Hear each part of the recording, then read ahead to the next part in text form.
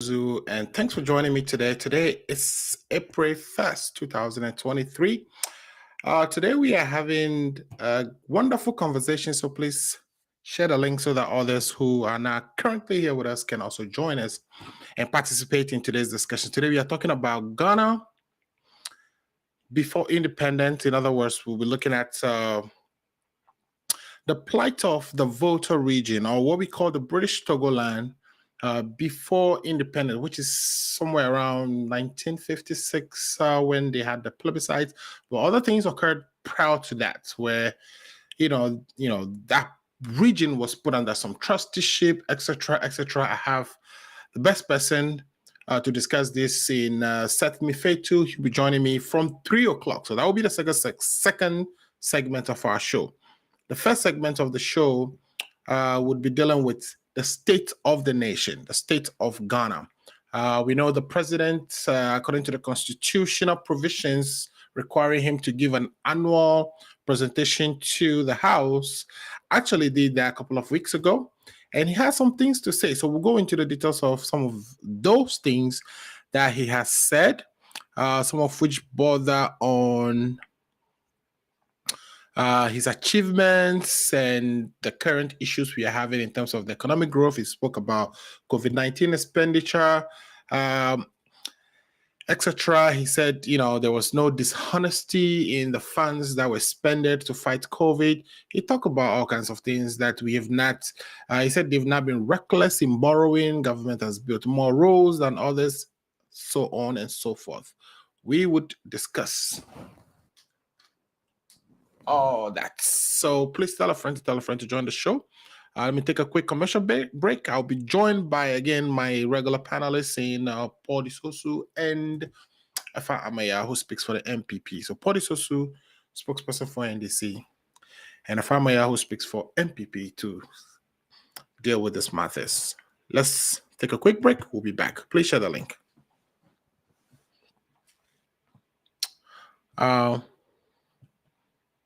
All right, we'll be right back.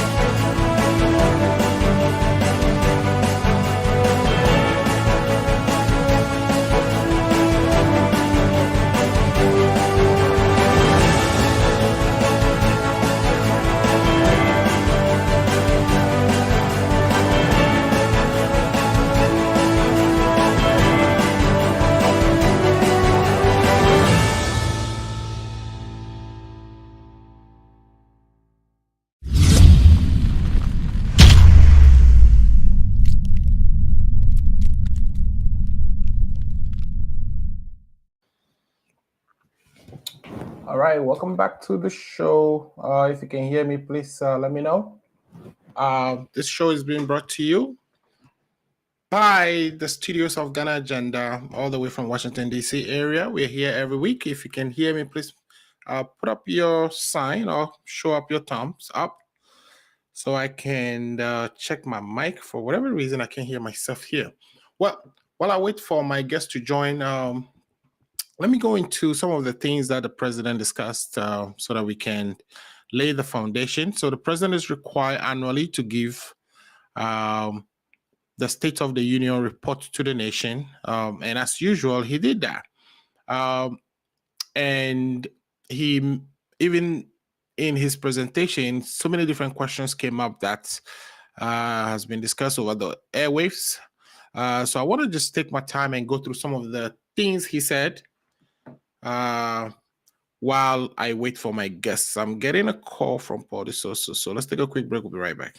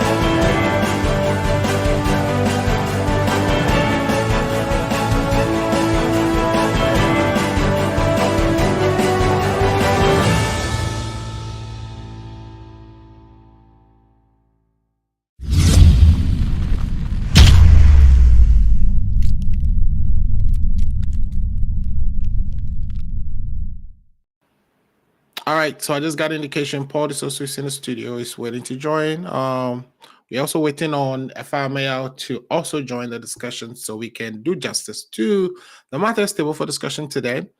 So like I was saying, a couple of things came up which occupied our airwaves. One of which is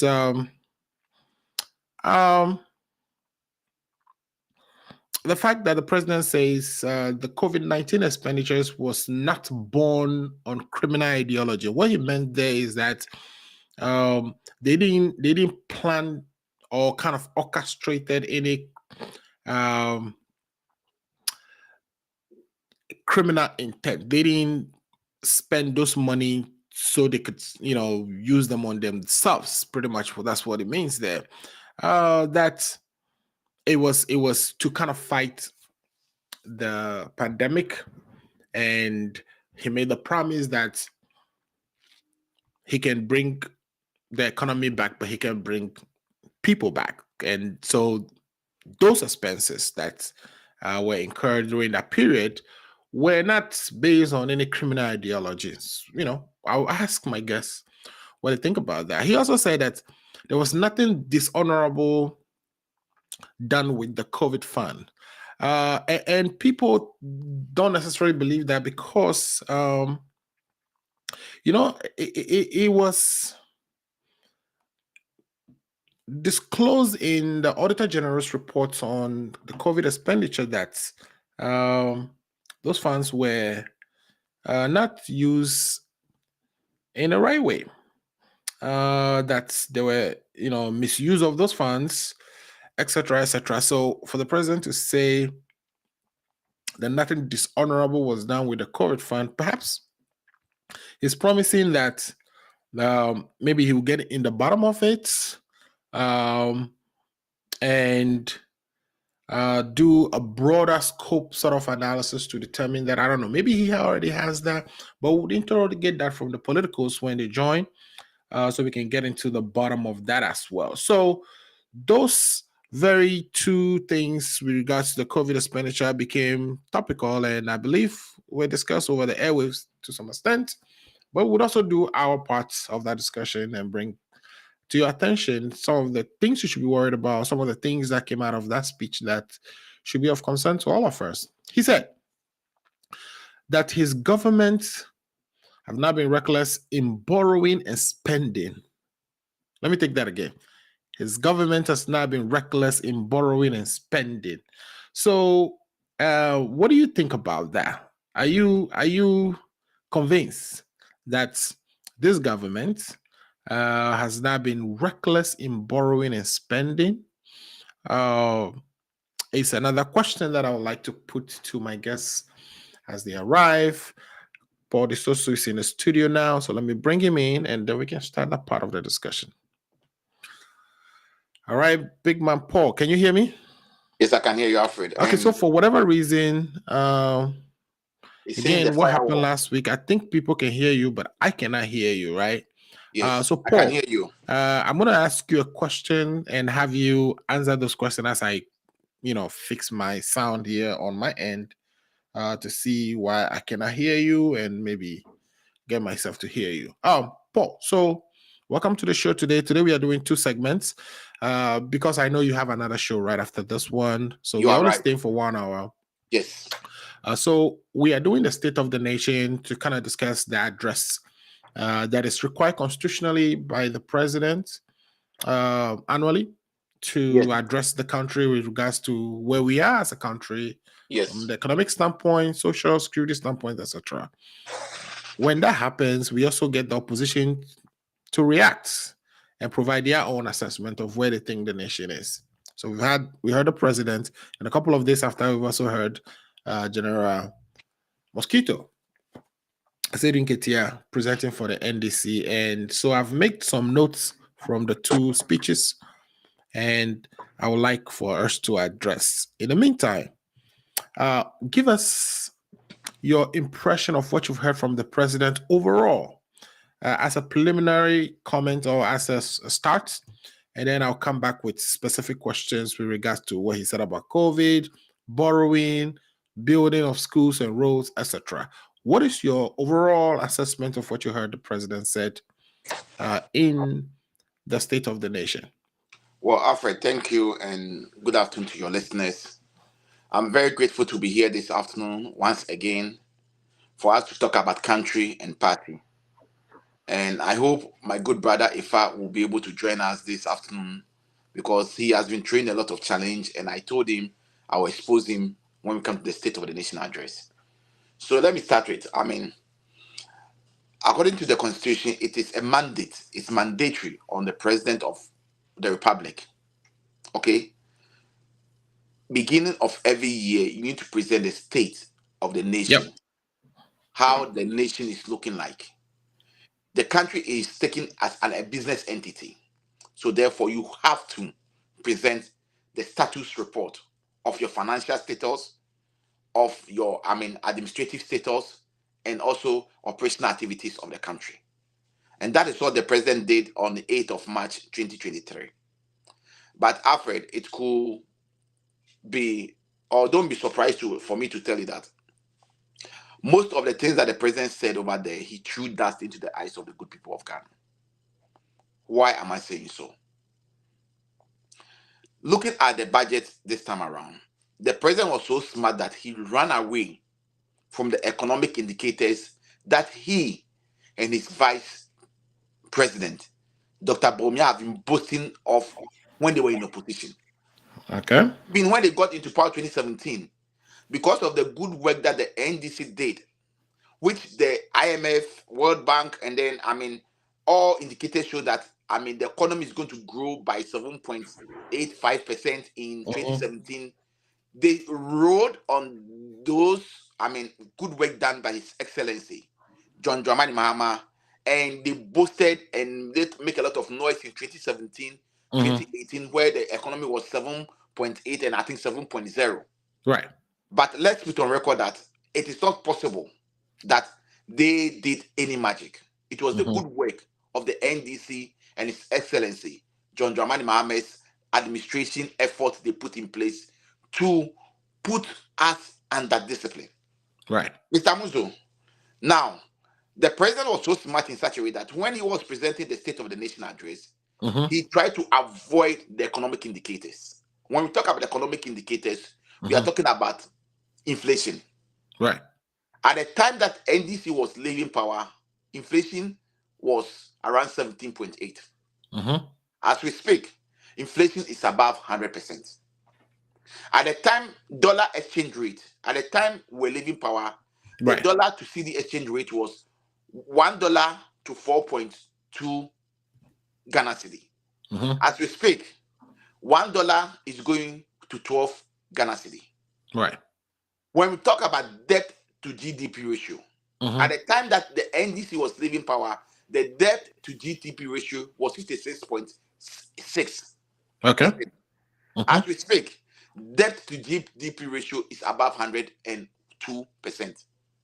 So you see, if you try to throw dust into the eyes of the good people of Ghana, to convince them and lie to them that, look, you have the men, and as we speak, the men are nowhere to be seen, to the extent that my good brother Ifa, who is a good brother to me, by the way, he and his government are on their knees begging for money from the international world.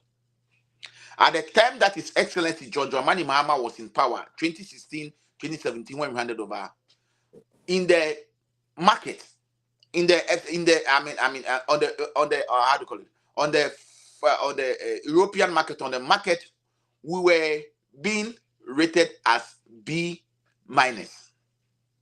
As we speak, our status has dropped to junk status.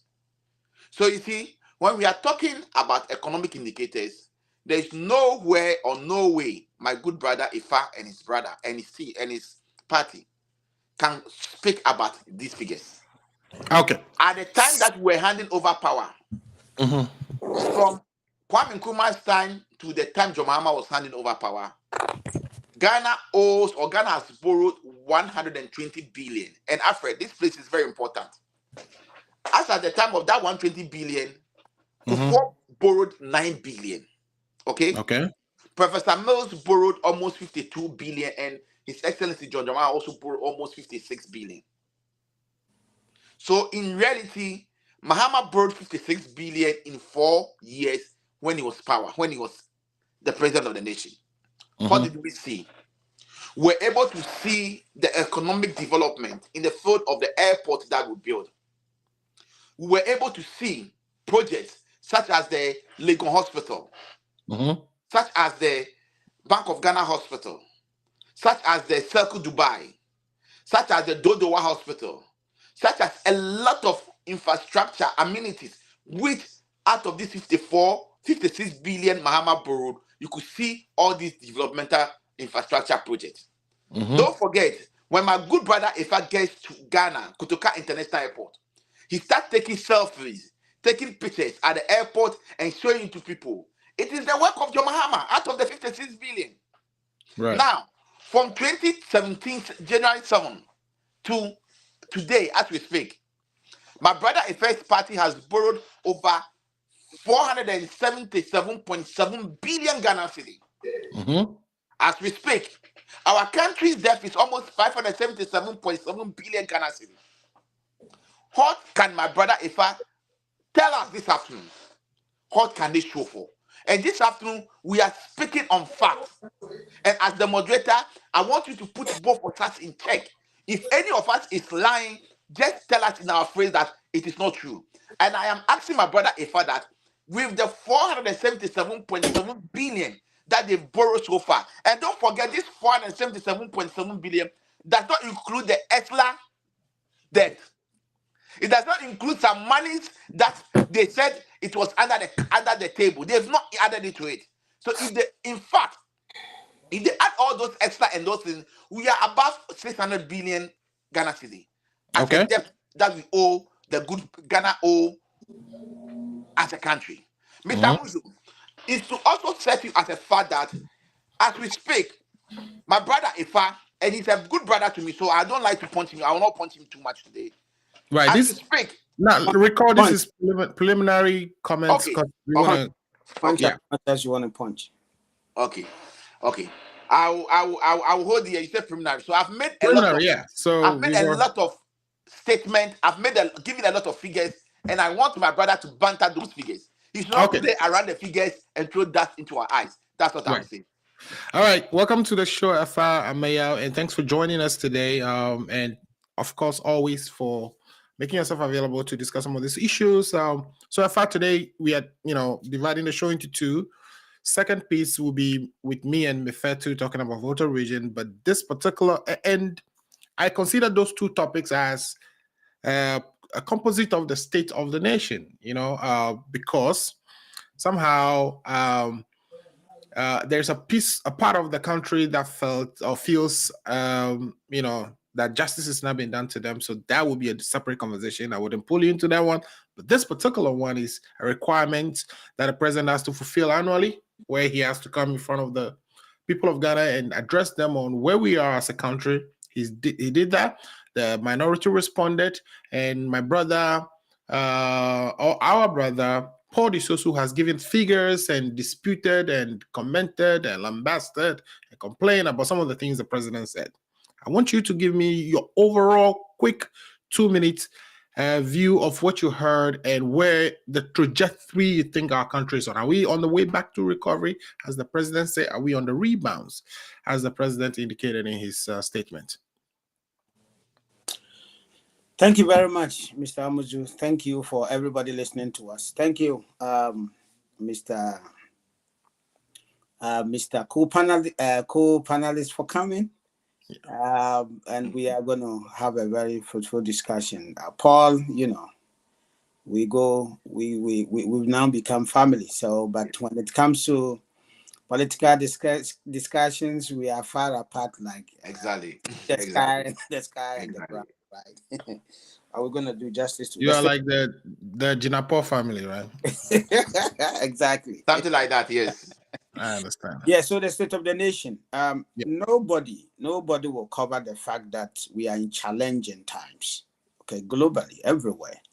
So when we live in a situation where there is a global problem and everybody is feeling a pinch of it, you cannot take yourself out and all of a sudden come up with whatever is happening now is as a result of mismanagement, it's as a result of this and that and that and that. Yes, that could be a very subjective aspect of it, but let us agree.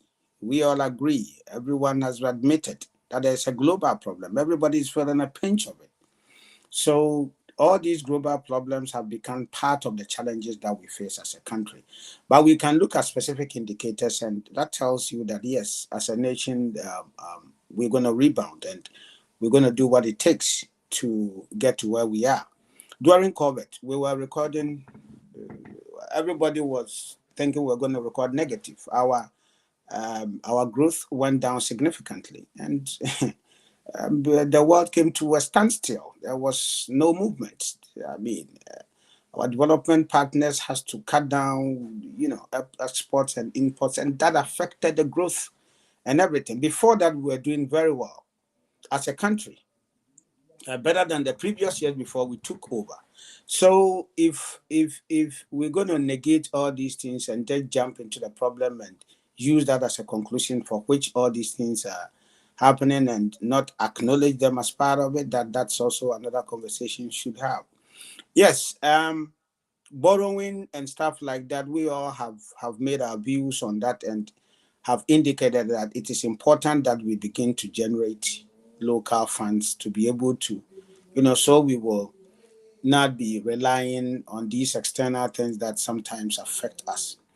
When you are talking about the quantum debt that we have in the country, don't just say that it is just as a result of the borrowing. You must also take cognizance of the fact that some of these debts that you guys borrowed, they were to be paid over time, and there are interest and other stuff that comes to it. So when you are quoting debt to GDP, you also have to add that, some of these debt, if you can build one interchange, the cost of which we have done about 3 of them, then, yes, we acknowledge the Circle Dubai, but what is the value for money that went into it in a situation where we came and we are able to build 3 that is equal to that, So sometimes you have to give us some of these credit.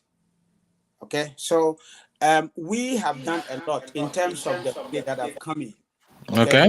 If you were going to do a project that was going to cost so much and we are able to come and negotiate and add on to it, you have to give us some credit to it. We have said over the time and again that you say you don't see anything, but we've said that if you take this Fourth Republic, okay, from 1992 up to now, the Nana Akufo-Addo government has built more roads than you can imagine. Okay, than any government within. Okay, let me do That this. has- Let me do it this way. I'd like to give you some quotes from, because I think you are going over some of the things he said already, but I wanted to give quotes and group them in topics so that then we can react to it, if you don't mind. So the first one is the COVID expenditure. The president said the following. He said, COVID expenditure was not he said the COVID expenditure was not born on criminal ideology. Nothing dishonorable was done with COVID funding. Do you agree with that, Paul Disosu? We had the auditor report. Auditor General's report.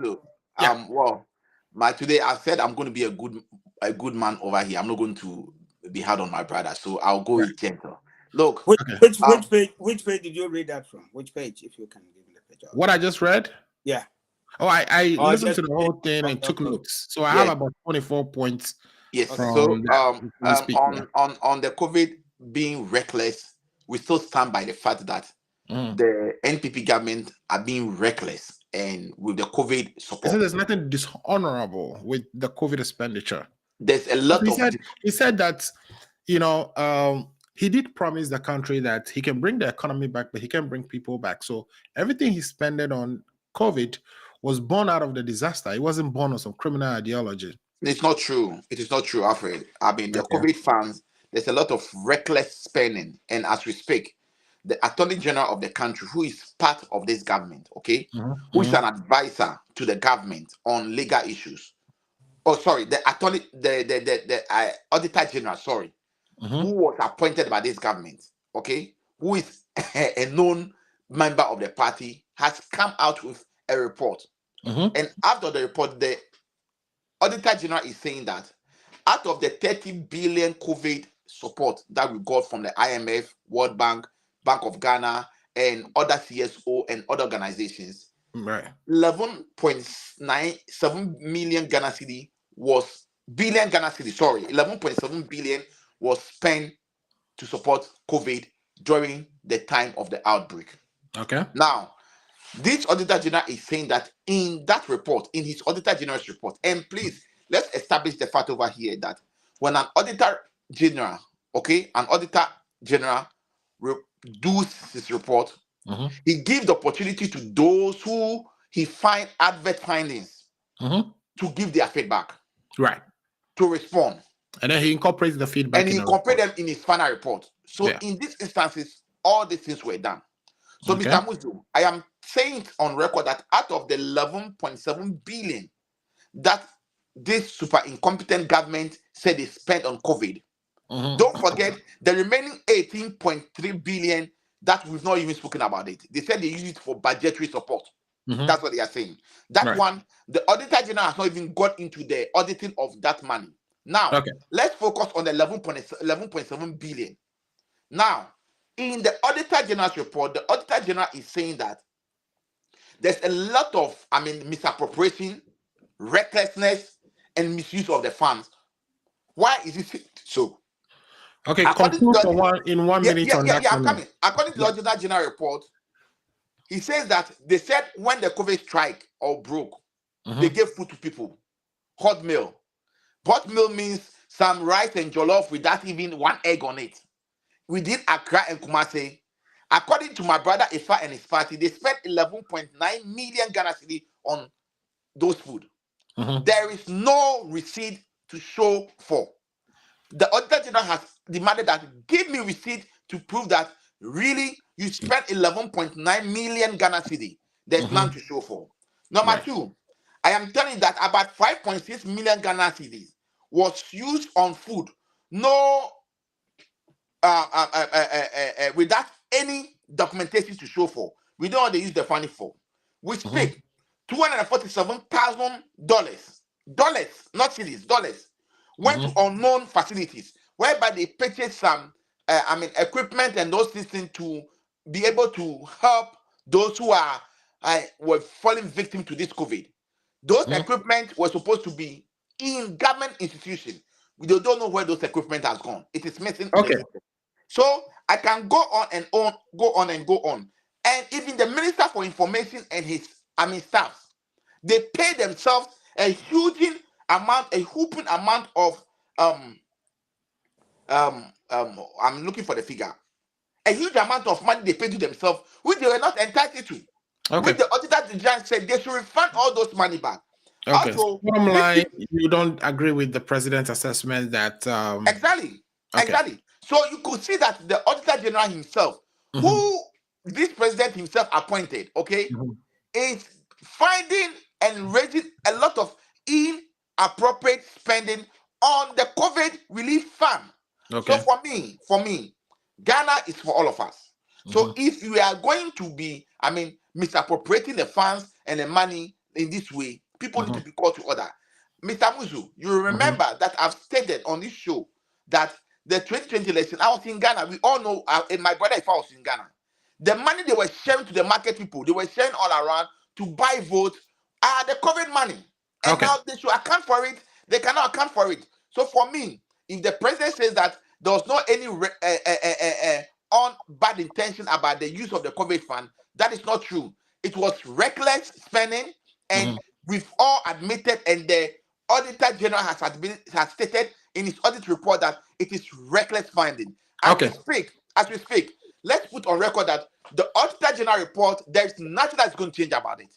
The only thing that will change about it is that after the committee sits on the report, maybe those people that have been found guilty will be asked to refund the money. Apart from that, nothing will change, and nothing has changed as we speak. So if the president says there was no recklessness in spending, it is not true. It is untruth. The president is not speaking truth to the good people of Ghana. Okay.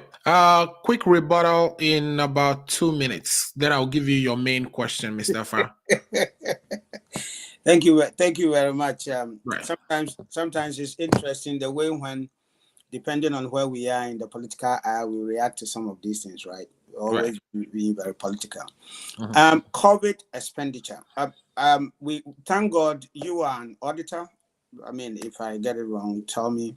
And you audit or you do things to do with financial stuff in these places. You see, when they use the words misappropriate, you see, there are certain words that they use. It does not mean corruption or the money has been used, but that is the term within the financial sector that they use.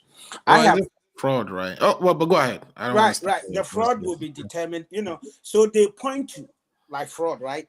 But that will be determined if further investigation is not done to recover them, or they are not surcharged or stuff like that, or appropriate further action needs to be taken against them, which means you've stolen the money, you've used the money fraudulently and stuff like that. Now, I have always had a problem that, we barely follow through with Auditor General's reports, because some of these things get corrected later on, and then we don't get the information and stuff like that. But let's go into specifically why first we must, you see, if you have something to hide, you wouldn't subject yourself to audit.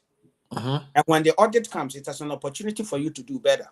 There's not a single audit, if you take this Fourth Republic, that is good to any of us. It has always have a problem, and there seems to be a consistent pattern by the way the civil service and the government does business. We need to change, and it needs to. Other than that, if we make it too political, it is only, you see, government changes and the other person comes to only come and use it. Now, but let me give you specific stuff that happened. COVID brought everything to a standstill, so government needed to act. And you see, it was under some form of an emergency. Okay, so in emergency situation, you do certain things that needs to be corrected later on and stuff like that.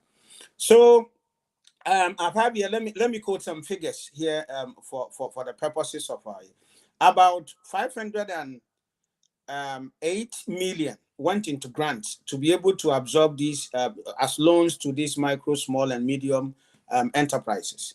Okay, and you see, out of this over 302,000 women, were in this sector, representing about 60%. So they needed this money for the economy to be able to, wait, like here we were giving monies and here and there and stuff like that. Things needed to move on as if there's nothing. But we all know that all these things were, where were we going to get the money from?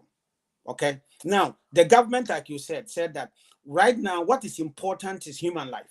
What do we do to save human life? And you saw a lot of things that government put in place, for which we were acclaimed one of the best COVID pandemic managed countries in the whole wide world. The president was counted. All these, you think it was going to happen without some form of infraction, one here or the other. But yeah, I agree. So are you admitting that there were infractions? Of course. You see, infraction does not necessarily mean wrongdoing, right? It is afterwards when people have been called. For instance, the ministry that he quoted, okay? So funds were used without approval, okay? So you see, they say those things because, like you said, as at the time we're presenting report, we asked you to give us the documentation to show that this was approved. So later on, if they get they were able to recover the letter and submit it to the other. Oh, okay, then you are this and you are that. That is why I'm saying most of these things, the real truth will be after the committee has sat on it. What people come to later, you were maybe within that time, because this is also within a certain time. Maybe within that time, you were not able to provide it because you've traveled and stuff like that. But we need to know what happens after all these words have been used against this and that personality. That I agree with. But to sit down here and say that people intentionally did this or that I disagree. Yeah, but if money was distributed by a ministry, the whole ministry is an institution, so it wouldn't depend on one individual traveling, right? I mean, this should be covered in their systems. We have GIFIPS, is it GIFIPS or whatever that we use to distribute these funds? The allegation is that 70% of the COVID fund that were distributed didn't go through GIFMIS or whatever they call it. These were off the book transactions. Okay. So the only time people really would do majority of such large disbursement of the book is if there's some wrong motive. But the president is saying there's no such motive. There's no dishonesty or dishonorable conduct when it comes to the COVID funds, which is completely against what his Auditor General told us. So who should we believe? Should we believe the president or should we believe the Attorney General, the Auditor General? Yeah, so the belief will be depending on who you talk to. But I believe what the president is saying. And like I said, so the words used were the words that professionally and within their setup, those are the words they use at the time. And we have said consistently that getting the time, we are going to provide more information that is going to clear us of all these words that have been used against us. That's why the president said no. We have every right to disagree with whatever has been said, but there should be further proof of this ministry. If it is the information, if it is the Ministry of Health, the money that we're giving to you, what did you do to it? So we finalize it. It shouldn't just be a political talk. Okay, here we're doing this discussion because it has come for us to do it, but we have to follow through to the end. And then because me, for instance, I don't really like the Auditor General's report that we've had in the past and all the way up till now, that, afterwards, what actions were taken against this and that individual. Right. Because expenditure keeps going on. And it shouldn't just be a matter of politics. We come to talk and go. So it is important that, for instance, we have to go pick the Auditor General in 2017. Okay. So after all those, whatever was found in there, what have we done about it? Okay, let me ask you the next question. Do we just leave it and jump to the next one or what? And me, I don't like that. Right. Let me give you another quote from the president, and then you, as being that you're on the floor, pick that up, and Paul Disoso will come on as well. The president says, government has not been reckless in borrowing and spending. Do you believe that? Yes. Explain. With all these, because my understanding is he inherited a total debt of 120 billion. Yes. And he increased it to almost 600. And is it 620 now? 577.7 billion, according to Bank of Ghana report. Okay. So So how is that? That looks to me like about fivefold what he inherited. okay, so the question will be, which of Mhm. these expenditures or which of these borrowing hasn't gone through the parliament? So we run a government that I don't think we are saying he fraudulently and unilaterally saying went that. and borrowed money. We are saying that I think he is saying that he was not reckless in doing it, and he did not spend it recklessly. So yes, Parliament may have recklessly approved them, but when it comes to spending them, it was he who was spending them. So there could be fault distributed. Like so when saying.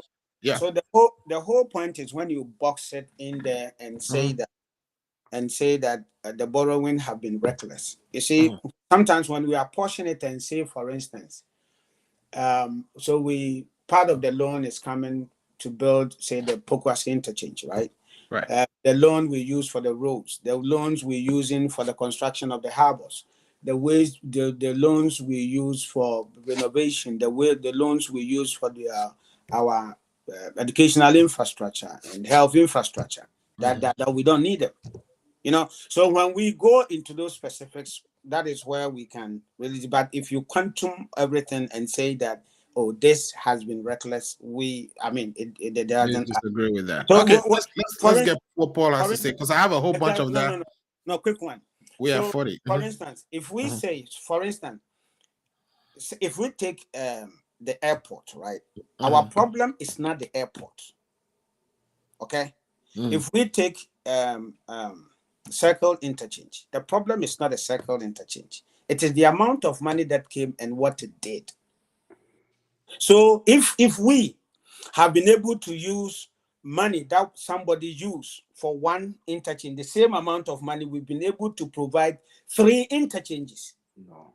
And if you go into a report that has audit value for an audit value for audit report that says that if you take Nana Addo's government and you compare it to the government before Nana Addo, that this one did 70% government for audit and this one has done about 90 or 90 plus value for audit, then it tells you that it is not a question of reckless borrowing, but for purposes of politics, we can put that into that discussion or throw it out there.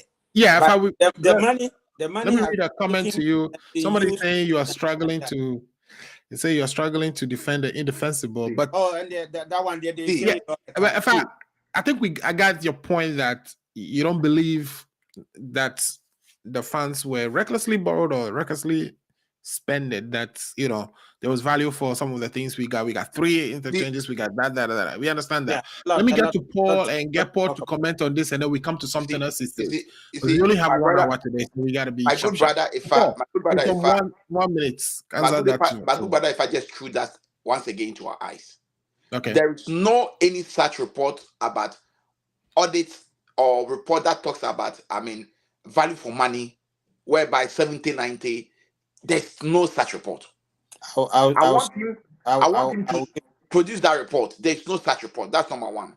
Number 2, I have stated categorically over here this evening that out of the 56 billion that His Excellency John Dramani Mahama borrowed, there are infrastructure projects that you can point to. Out of the 477.7 billion that a first party has borrowed, what can they show for? You see, when they were in opposition, they were talking about production. When they came to government, they borrowed the money for consumption. That is why they consume and they recklessly borrow to a tune that, as we speak, okay, the IMF has put in a check, has put in somebody at the Bank of Ghana to put audit and check the controller of our money, Bank of Ghana. Okay, let me ask you this. Let me finish. Because of the recklessness of this government, that is why the IMF and the foreign entities that borrows money to us has brought another check, somebody to be at the Ministry of Finance to supervise the reckless spending of Ken Oforiatta. They put somebody at Bank of Ghana to oversee their reckless spending and make sure that they put them to check. This should tell you that this country has borrowed recklessly, nothing to show for, and as we speak, a first great grandchildren and my great grandchildren, they are in debt as we speak because of Paul. the I mean, inaction and there the is action debt of Nana everywhere. Addo Dankwa Akufo-Addo. Paul, there is Yes. debt everywhere. The United States has almost hit the 7 trillion mark, so we all have debts regardless of where you find yourself. But let me ask you something. No, Alfred. Let me also add something he said so you can come back on this. The president said this government has built more roads than any government in the Fourth Republic. He said he constructed more fiber optic cables than any government, more toilets than any government.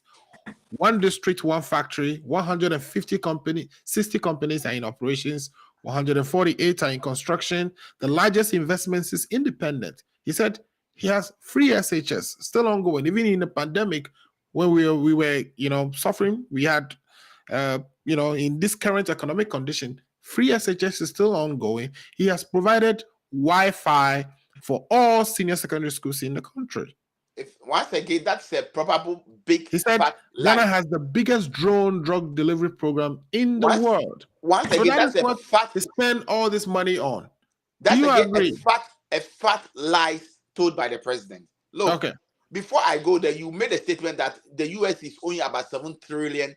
I mean, blah blah. Look, yes, the US is owing about 7 trillion.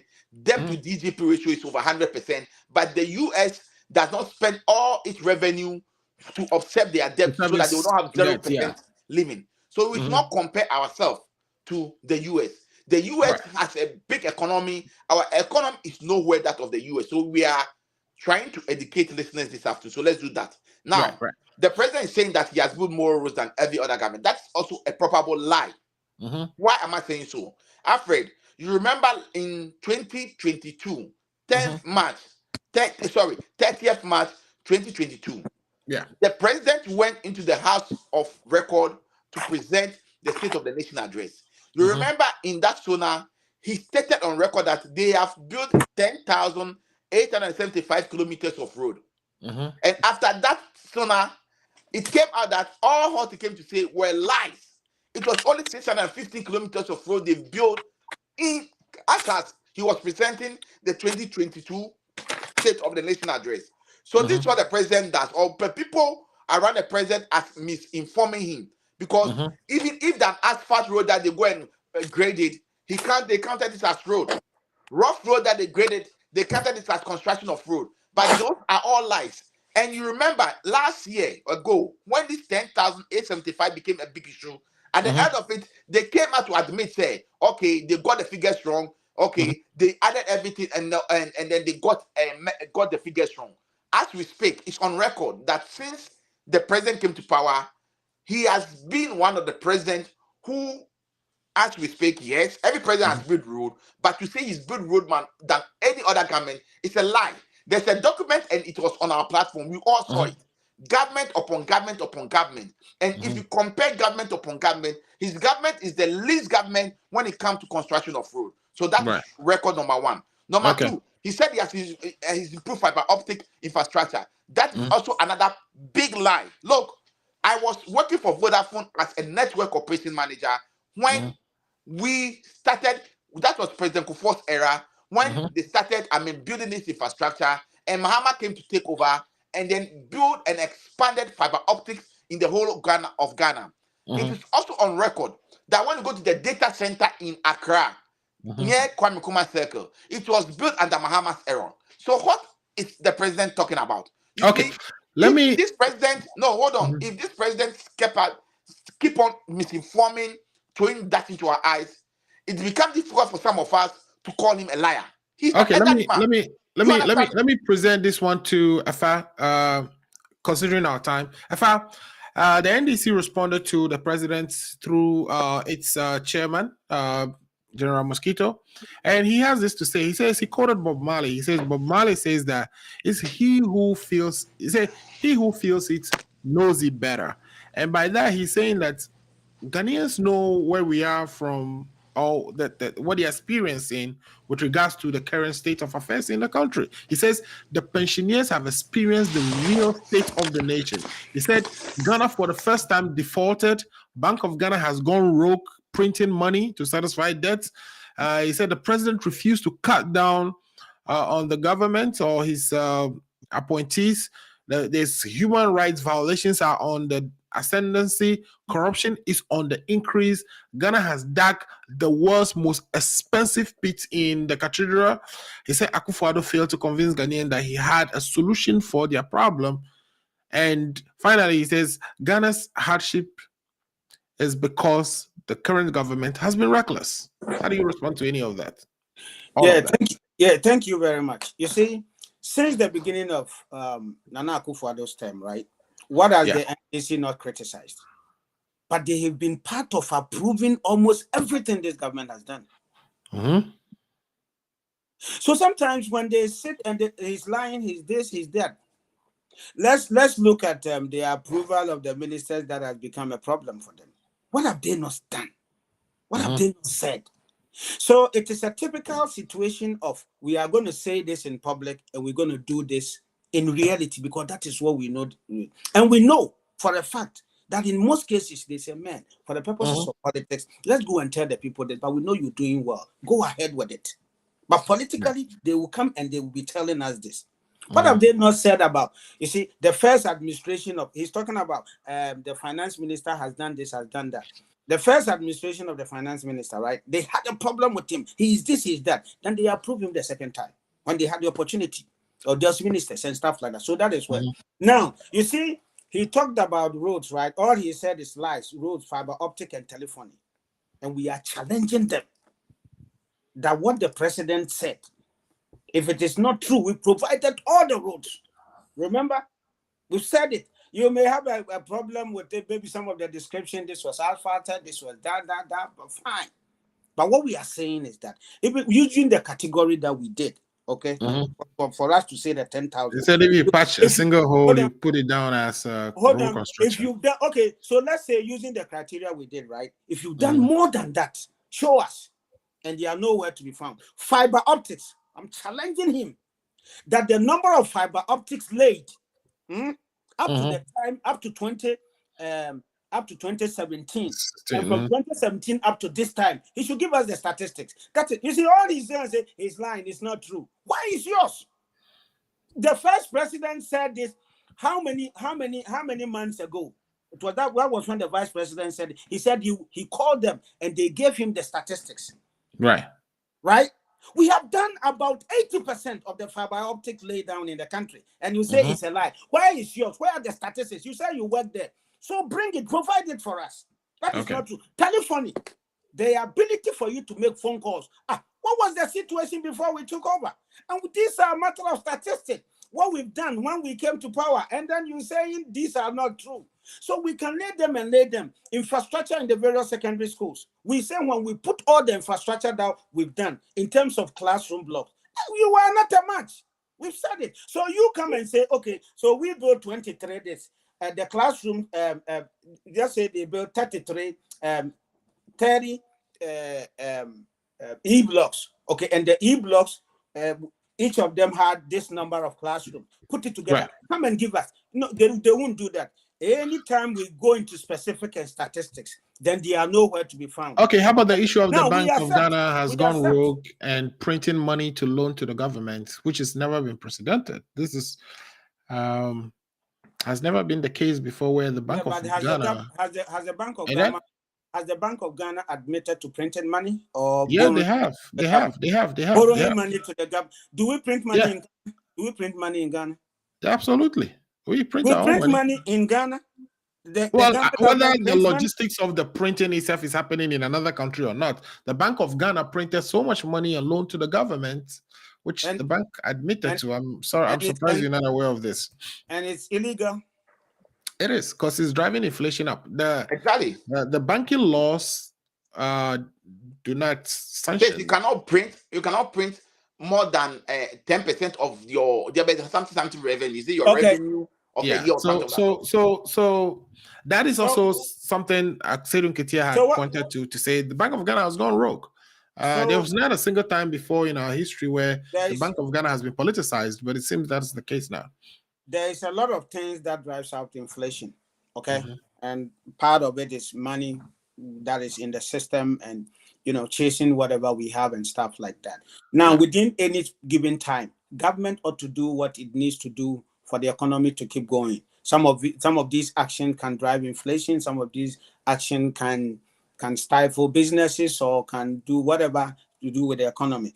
But at any point in time, government feels that this is the action I need to take, and within the framework of what is given to me to save the economy, to do this and do that, and that is exactly what we did. But the bottom line is that we see what we believe is that any action that we've taken, they were necessary within the time, within what we need to do as a government to save the economy, to save lives, and to make sure that things go on well. So I mean, we may have a problem with that, but that's what we have to do to go. But let's end on digitization. Let me emphasize again, because anytime we come here, we have built more roads in this Fourth Republic. We have laid more fiber optics. It is not true. On the fiber optic issue, let's telephony infrastructure in education. It is not true. Than any government in this It's not true. Yes.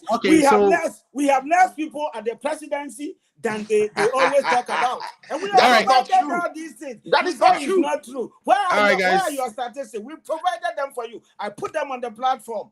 Have you guys, let's end on digitization. The president said they've revolutionized the country's economy with digitization. He said that 70% of NIH claims are now being processed electronically. That's a big achievement. And he thinks that is where the future is going. He has, put into pilots the Youth Start program, about 70 participants. Most of them are in the digital economy doing the various things like building applications, etc., etc. Paul, do you agree to this? I have 1 minute for you. Are lies. I will do 1 minute and then we'll put it to a close. Those are all lies. Look, as we speak, okay, those how do you call it? I mean, the youth, whatever they created, where they say they are creating job for the youth, they are owing them 7 months of pay. They've not paid them. So you see, when President Nanado tells you to see up, look down. When asked you to look down, you look up. Talking about digitization, what has he done?